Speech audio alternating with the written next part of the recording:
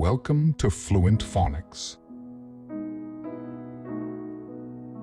Today, we will learn how to pronounce the word invalidism.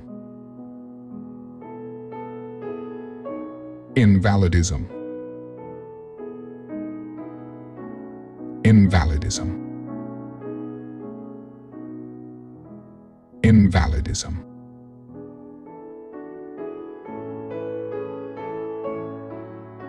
Here's an example of how one might use it in a sentence.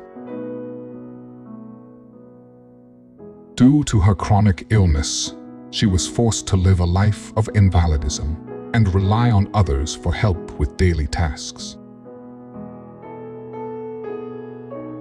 Invalidism refers to the state or condition of being constantly ailing or disabled, often requiring help from others or leading to a restricted lifestyle.